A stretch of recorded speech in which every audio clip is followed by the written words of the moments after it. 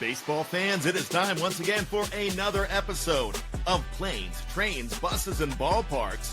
With over 50 years in professional baseball and making a multitude of fantastic relationships along the way, Frank Coppenbarger shares great stories with weekly guests from various areas inside of the game. It's all here on the Fans First Sports Network. Let's get ready to play ball. Here's Frank Coppenbarger. Hello, everyone, and welcome again to Planes, Trains, Buses, and Ballparks. We got another really interesting guest today, a baseball lifer. This guy has done just about everything. In fact, after you hear his story, you'll realize he's doing more than you even imagined somebody would do that's been in the game. But John McLaren, welcome to the show. Frank, it's great to be here as always. Enjoyed talking to you. You're like me. Baseball's been your life, and I've got a million stories as you do, and I like to share them. And it's not about me. It's just about the game of baseball and how it's been such a rewarding life for all of us. Well, there's no doubt about that. And you've, as I said before, you're a baseball lifer. You played baseball, didn't make it to the big leagues as a player, I don't believe, right? No, I got to AAA. AAA, and back in those days, you'd have been a millionaire now. AAA, back when you made it to AAA. But you started managing in the minor leagues, and you managed for a long time. Then you got an opportunity to be a big league coach. You're a big league coach for over 20 years. And more importantly, you were actually a big league manager on two different occasions. Once really briefly with the Washington Nationals when they were in between managers, and the other time full-time manager for the Seattle Mariners. So a remarkable career. There's so many other things you've done as well, and we're going to try to talk about some of those here in the next 35 or 40 minutes. You know, Frank, just briefly, it just made me smile. Whenever I would run into the Washington National announcers, Charlie and Bob Carpenter, they'd always say, there's the winningest manager in the Washington Nationals history. There you go. I won 2 out of 3, and we had a chance to win all 3 games against the White Sox.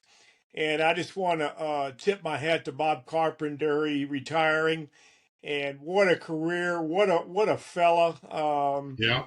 I think the world of Bob, and I was glad to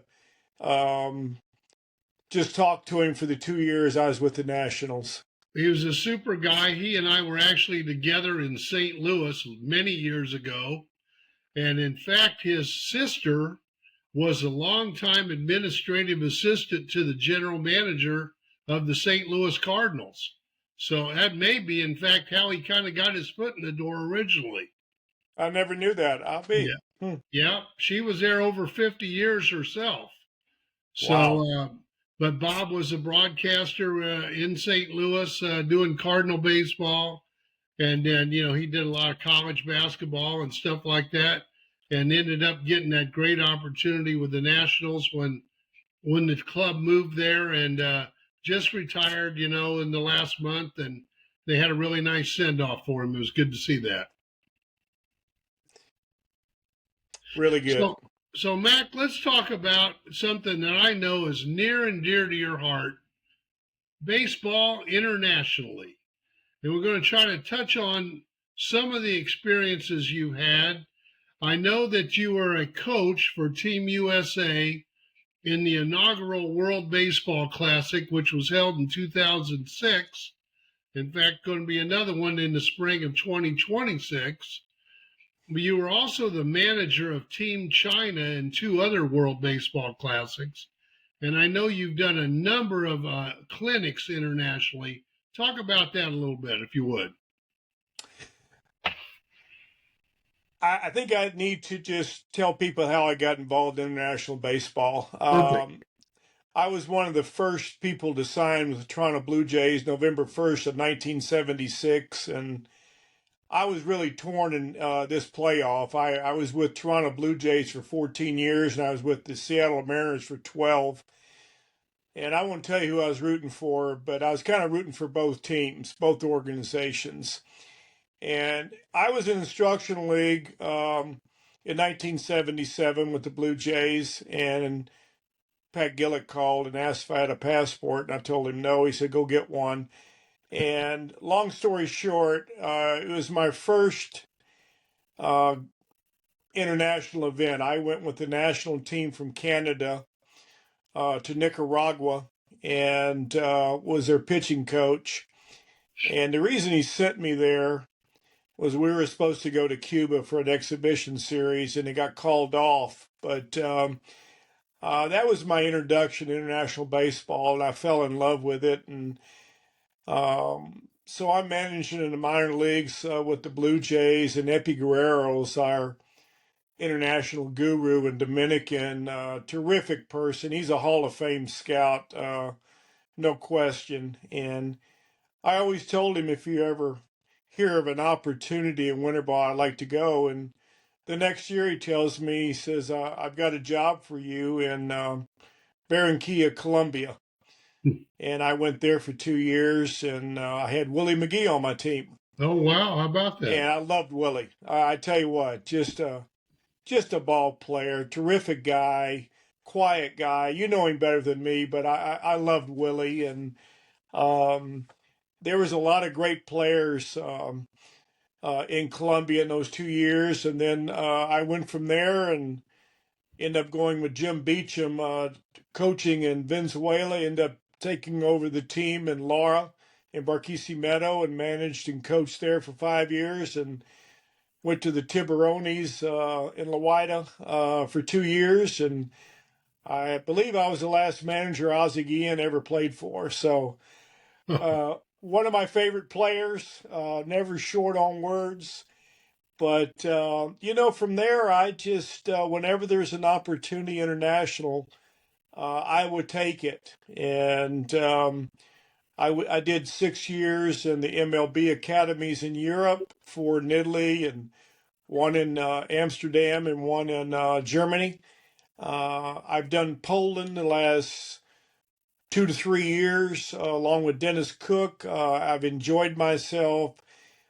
Players are improving there. We're starting to get more participation from Polish Americans, and we're trying to push the program in baseball. And you know what, Frank? This is actually one of my ways of saying thank you to baseball for being so great to me, is trying to help promote baseball around the world. And you mentioned the World Baseball Classics. What a great, great event. I'm telling you, the way it has grown and the participation and the players that have been involved from all the countries. And, not only did I coach USA and manage China 2 times, but here in Phoenix, I went out and watched USA and Mexico and Canada and Great Britain. And it's terrific. I can't say enough about it. I've always talked up the event, and it's caught on, and it's really gotten big. And Major League Baseball, they should take a bow on this one, along with all the international teams. Yeah, it's definitely caught on. I remember having a behind the scenes role myself in the first 2 in 06 and 09. And, they had to almost beg players, the marquee players, to play. And now they're in a position where they turn guys down. So, everybody wants to play now. And Yeah, do you absolutely. think, in the case of the United States, having finally gotten a victory and winning it all when Leland was manager, do you think that has inspired some more of the front line or marquee players to want to jump in there and be part of it? No question. That was huge when Jim and his staff won the first time. USA has always put good teams out there, but you still weren't getting all the pitchers you should to step up because they were afraid to amp up so early. And now the way they have studied the tournament, and they get the guys going early, they play a lot of exhibition games. We only played one practice game before we started the tournament, and we were at such a disadvantage. And now they're playing 2 to 3 weeks ahead of time, and um, it is just such a great event. I mean, the fans get into it. I mean, you had people dressed up as Paul Revere and George Washington at the stadium, and you had your Mexican fans that had their wrestling masks on, and it's just the atmosphere is something I can't describe. It's just it's a fabulous event. Jim Small does a great job with his staff in MLB, and Jim's a good friend of mine. I keep in touch with him, and I just I can't say enough good things about the tournament. Yeah, you're right. And Jim Small, certainly a great guy. I had the honor of going with the All-Star team to Japan after the season in 1998, and he was in charge of the office over in Tokyo at that time for Major League Baseball, and basically ran that event, 7-game series and one exhibition game against the Yomiuri Giants. And tell you what, he had first class guy all the way, made sure everything got taken care of. In fact, in my case, I was sort of a one-man band over there working in the clubhouse. And one day they were doing some sightseeing before a game, and he said, "You're going with us." I said, "Well, I can't. There's too much stuff to do, and I can't come to the ballpark that late." He goes, "No, I'm going to have a car take you to the ballpark, but I want you to see some things. You didn't come to Japan just to see the clubhouse." And I really appreciated that. It was nice. Pretty special. Yeah, Pretty special about a special man. Yeah, super guy. He does a great job. Whenever, like, talking to you, talking to baseball, and I talk to him about international baseball, and I share to him what's going on in Europe and Poland, and my Dubai experience so far. And he's just he's so in tune with everything. He knows the pulse of baseball all over the world. Well, like you, I'd love to see you guys' passports. You got some stamps in there. You got extra pages, I think. I always get one with the extra pages. I used to think, why waste the extra $30 or something? But the way I've been going around this year so far, I've been to Dubai, I've been to Poland twice, I've been to Prague. I'm going to back to Dubai November 11th. And in the meantime, I stopped by Cooperstown for Ichiro's induction to the Hall of Fame, and it's been a fun, travel-worthy year so far. That's great. Great experiences. Talk about your recent experience over in Poland. It was like a tournament, if I'm not mistaken, correct? It's Prague Baseball Week, and it was so special to me because I've had players from the Czech Republic in our academies in Europe, and they have improved so much, I can't tell you. And I went over there and I met the president, and I ran into my good buddy from Italy, Marco Mazzari. And who do I run into? With Mr. Herr. Mr. Herr is president of the Korean Baseball Association. And I met Mr. Herr when I was with the Blue Jays in 1988, I believe. Oh, wow. And he has worked his way up to be president, and he is absolutely promoting baseball in Korea unbelievably. I enjoyed catching up with him. We got to meet twice, and he invited us over to Poland, invited the Poland team over to Korea to play some exhibition games against their minor league clubs, and we're going to try to take him up on the offer. And, Where do you get the Frank, players that are on the team from Poland? well, there's quite a few that play there. They have built up some professional leagues, and we have tryouts. And I'm actually taking 3 of our players to Dubai with me, and we have 4 or 5 of them from Poland playing in the States. So that's what we're trying to do, Frank, is we're trying to Okay. get Polish players into colleges in the United States and then build up our national team.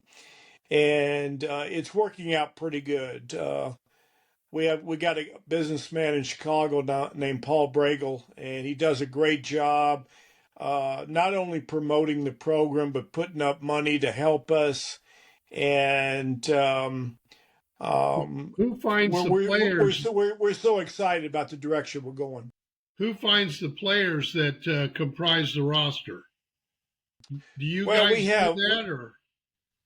yeah, we've done some research in the United States, and we've reached out. John Paul Morosi of MLB Network Yeah.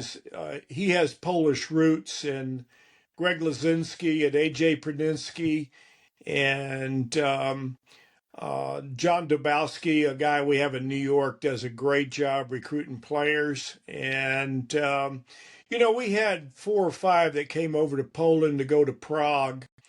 Uh, our second baseman was an executive with American Express. And 3 or 4 of our players were college players, and their families came over. And it was just such a nice touch to see all these people coming over and supporting our team and their sons. And that's what baseball is all about. It's just, Frank, just like me, when you meet somebody, it's a new member of the family, and the family just keeps growing and growing and growing, and it's phenomenal. And there's a lot of things in baseball that are just touching so many lives around the world. And this is what I like to do, and I'm going to keep doing as long as I can. And I'm looking forward to my next international event here in Dubai in November. Well, before we get to that, let's take a little break for a word from our sponsors, and we'll be back with John McLaren in just a minute. Okay, we're back with John McLaren, and we're about to take a trip to Dubai, and I'll explain why, and I want John to take us with him.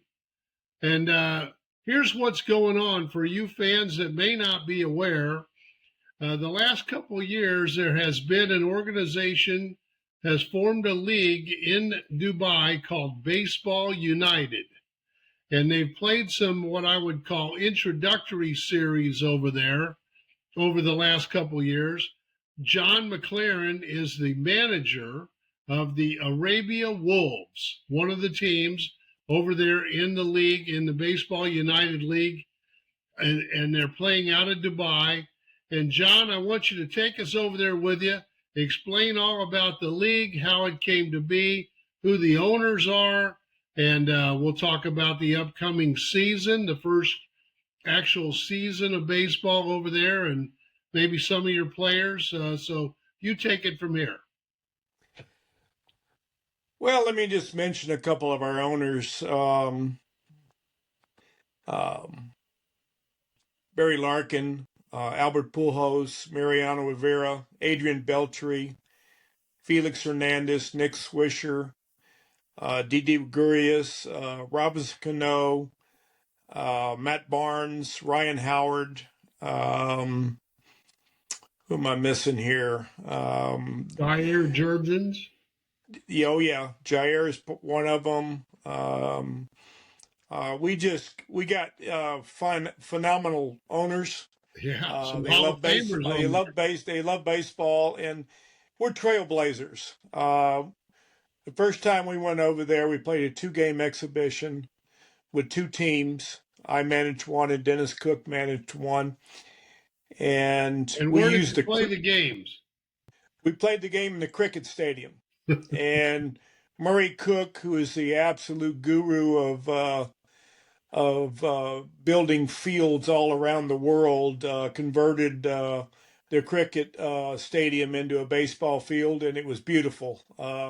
They had cabanas on the side where the VIPs and the owners had cocktails and laid down on couches, and I'd never seen anything like it. It was fabulous, and uh, we had some really cool experiences. We put in a gold ball.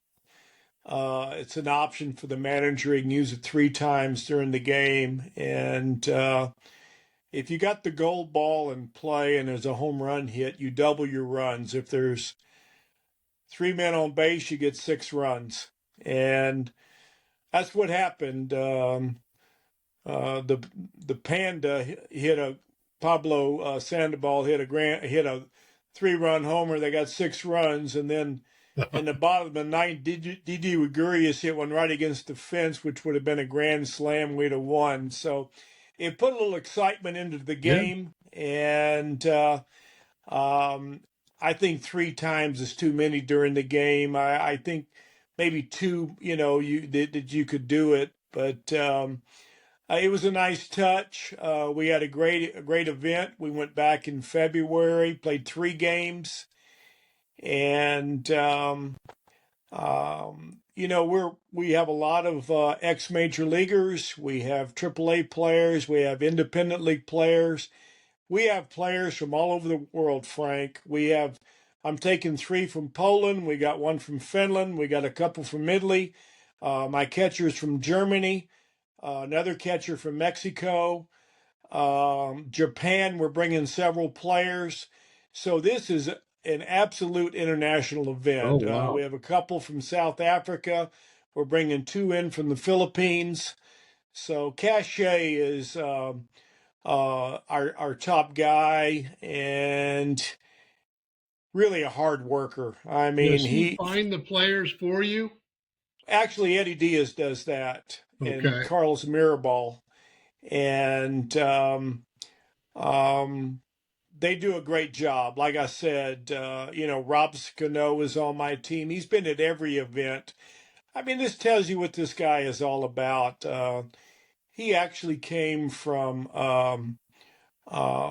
some kind of charity event in Houston, and he flew straight to Dubai and played the next night. Oh, wow.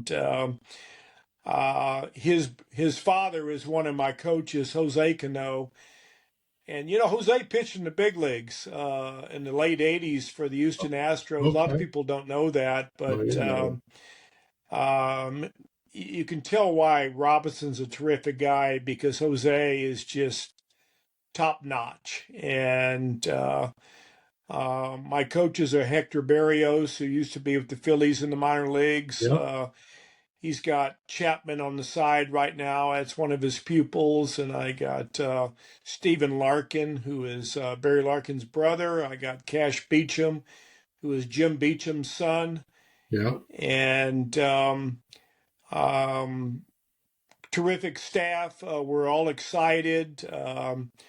I actually called Jay Bell yesterday. He's going to be one of the other managers, and he's excited about. He's taking his whole family. 2 of his sons are playing on the teams. And what an experience for them! Oh, he's bringing his wife, and his 2 sons are bringing their families, and what an experience! I was excited for him that everybody in the family was going, and it's terrific. And Mariano Duncan's one of the other managers, along with Dennis Cook. So good baseball people. We should mention the other teams while we have a chance.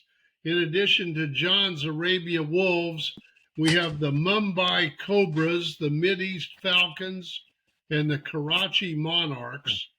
This is going to be an actual league. And when's the first game, John? I believe it's November the 13th, Frank. November the 13th, and it's a 30-game schedule? 27. 27-game schedule in 30 days.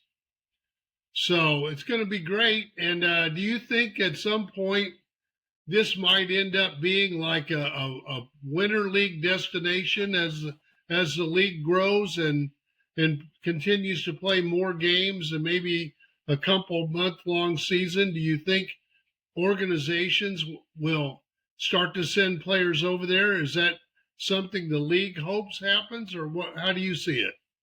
That's our vision, Frank. Our ownership, Cash and Barry Larkin, have met with the commissioner in New York a couple times, and he was very intrigued about our league, about our opportunities, and all the possibilities. And I think I mentioned this on your show last time, but I think it's well worth mentioning again.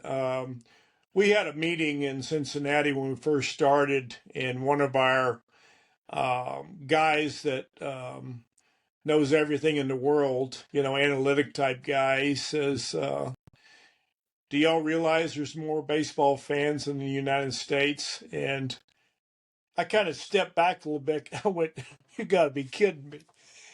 But you think about the population in India, and there are people that love baseball in India, and they're starting to play there. And it's been a slow process.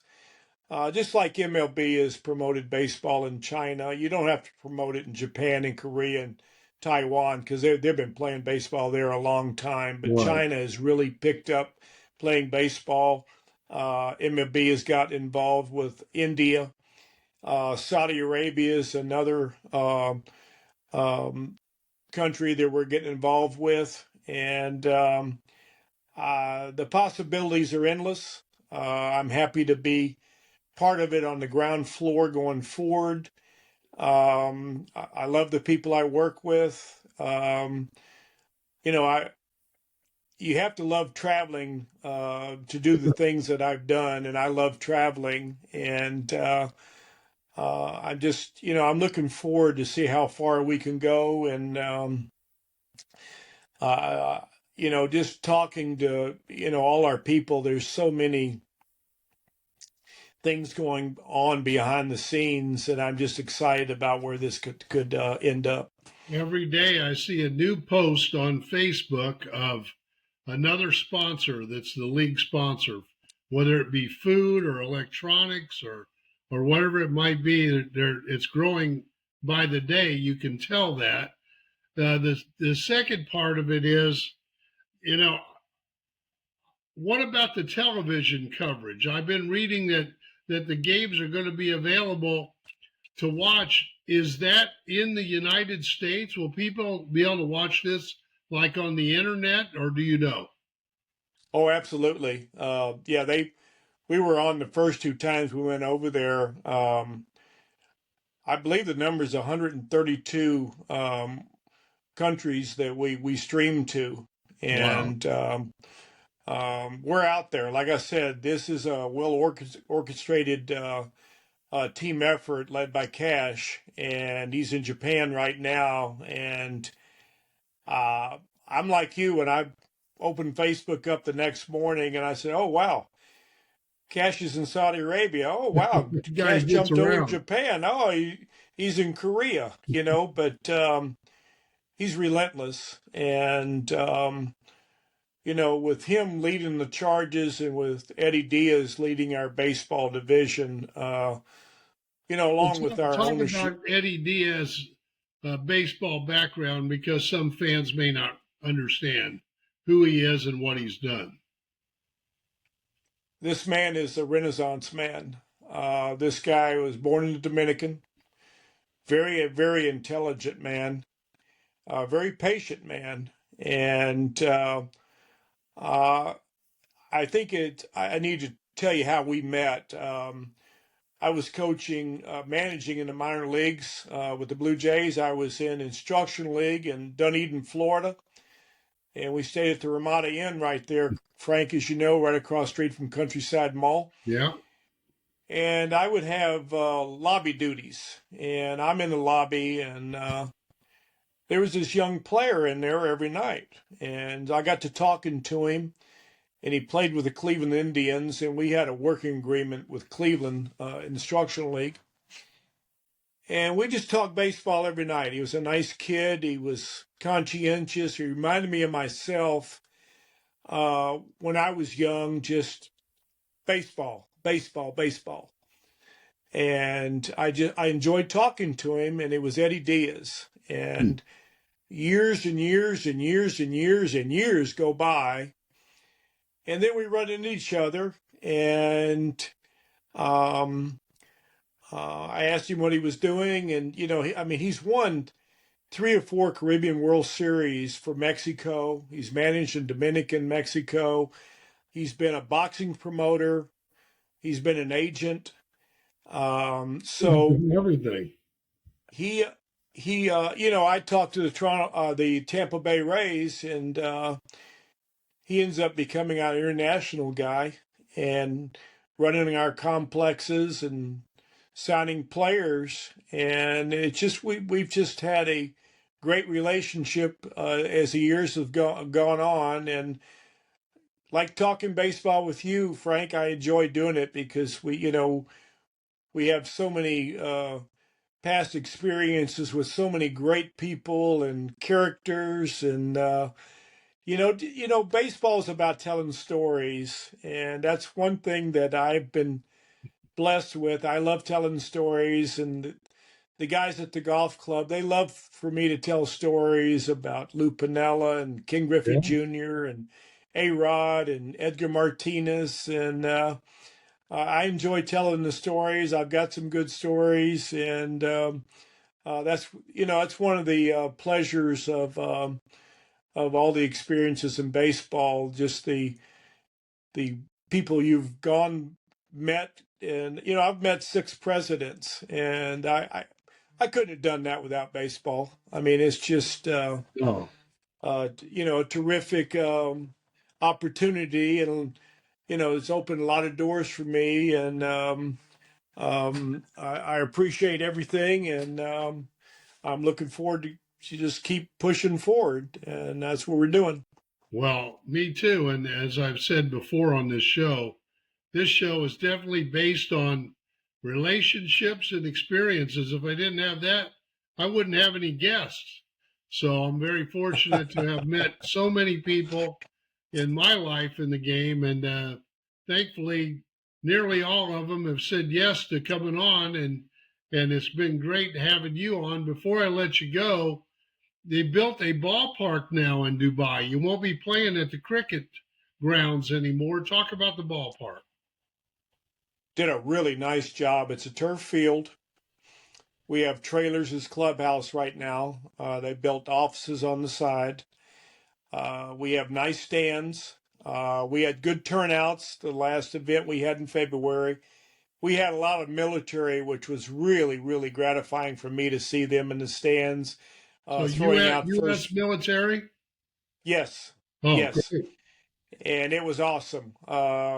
Talking to them, talking about their experiences, what they were doing in Dubai, and I support our military. They're our backbone, and that's what we're all about. And I just we're just we just keep pushing the envelope, and everything's coming together. And this is a big event for us, a big challenge for us to get this 1 month schedule in and to see where it takes us. And we're excited about the possibilities. And like I said, there's a lot of things on the back burner, and this thing is just getting bigger and bigger and grander and grander. And I'm just fortunate to be part of it.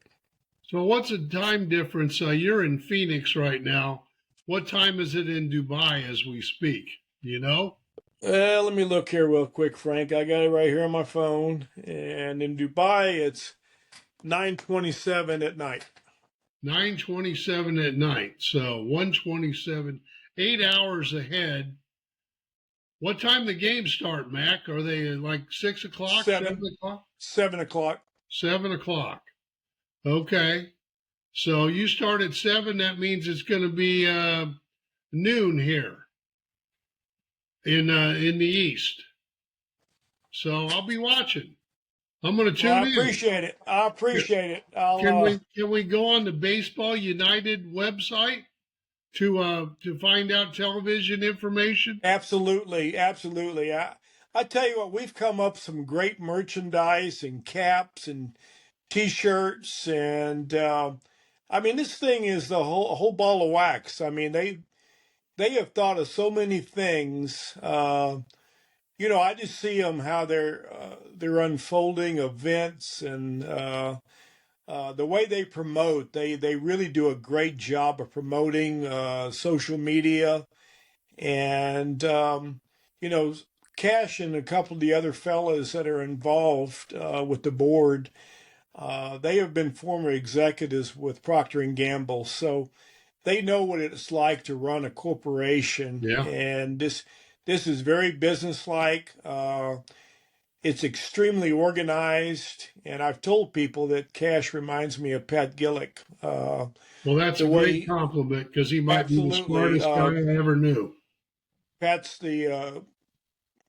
arguably the greatest general manager in baseball in my lifetime for sure.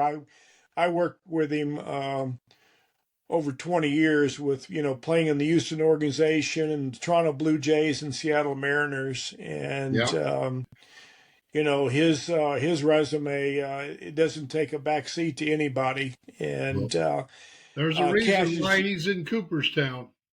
No question. He's so organized, and he's such a family-oriented person, the way he cares about his people, the way he gets everybody involved. And that's what Cash does. He gets everybody involved, and he delegates authority. And, it's a win all the way around. So, Mac, one last thing here. When I had you on my show on my previous network, I brought this up just to see how you'd answer it. I thought it was funny. Maybe you didn't, but I'm going to ask you again.